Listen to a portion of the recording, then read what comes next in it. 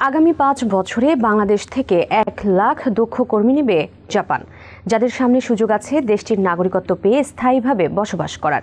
এই অবস্থায় জেনে আসা যাক জাপানের নাগরিকত্ব পেতে কি করতে হবে, কতটা কঠিন এই নাগরিকত্ব পাওয়া। চলুন জেনে আসা যাক সবকিছু।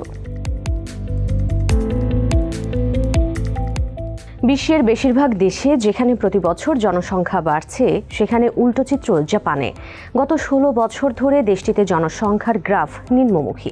2024 সালের অক্টোবরে যেখানে জনসংখ্যা ছিল 127 মিলিয়ন, বছরের ব্যবধানে সেটা 123.1 মিলিয়নে ঠেকেছে। অর্থাৎ বছরের ব্যবধানে জনসংখ্যা কমেছে 9 লাখ। দেশটির ইতিহাসে যা রেকর্ড। এছাড়াও বড় সমস্যা হলো দেশটির মোট জনসংখ্যার 30% বয়স 65 বছর বা তার বেশি, যাদের বেশিরভাগই কর্মক্ষম নয়।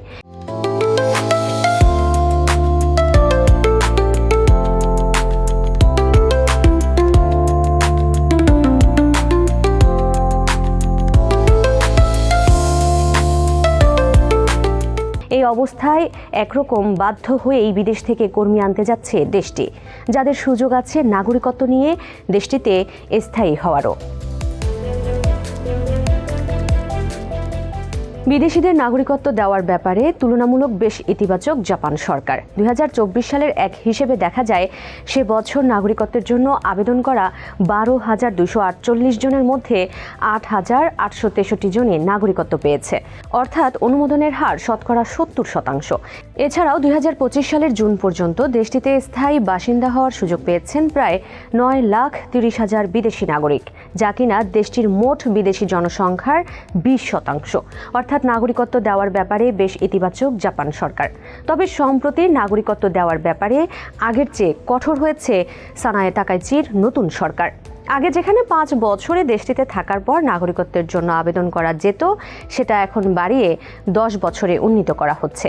এছাড়াও বেশ কিছু নতুন নিয়ম যুক্ত করা হয়েছে, যা কঠিন করে দিয়েছে জাপানের নাগরিকত্ব পাওয়া।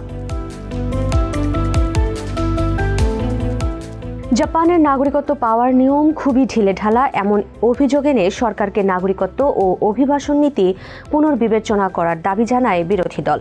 এর পরপরই নতুন নিয়ম প্রণয়নে তোড়জোড় চালায় তাকাইচি সরকার, যেখানে নতুন নিয়মে নাগরিকত্বের জন্য 10 বছর দেশটিতে অবস্থান করার কথা জানানো হয়। এছাড়া নতুন নিয়মে জাপানি ভাষা জানা বাধ্যতামূলক করা হয়। এর বাইরে ভালো চরিত্র ও আচরণ, আর্থিক স্বাবলম্বিতা ও জাপানের জাতীয় স্বার্থের সঙ্গে সামঞ্জস্যপূর্ণ বসবাসের বিষয়টি বিবেচনা করবে জাপান সরকার। এর আগে কড়াকড়ি আরোপ করা হয়েছে স্থায়ী বাসিন্দা নীতিতেও। 2023 সালের পরিবর্তন অনুযায়ী ইমিগ্রেশন কন্ট্রোল ও রিফিউজি রিকগনিশন আইনে সংশোধন এনে সরকারকে ক্ষমতা দেওয়া হয়েছে ইচ্ছাকৃতভাবে কর না দিলে কিংবা গুরুতর অপরাধ করলে স্থায়ী বাসিন্দার অনুমতি বাতিল করার। তবে বিশেষ অবদানকারীদের জন্য এক্ষেত্রে ছাড় দেওয়ার সুযোগ রেখেছে জাপান সরকার। সেক্ষেত্রে জাপানের জন্য বিশেষ অবদান রাখলে 10 বছর পূর্ণ না হলেও নাগরিকত্ব পেতে পারেন একজন বিদেশি।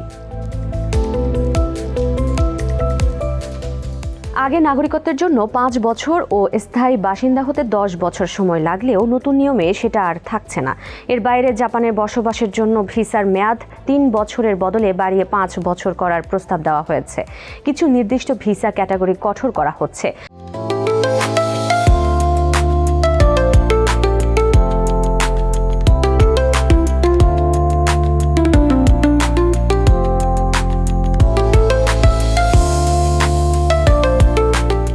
আন্তর্জাতিক শিক্ষার্থীদের পার্ট টাইম কাজের নিয়মও পুনর্বিবেচনা করা হচ্ছে।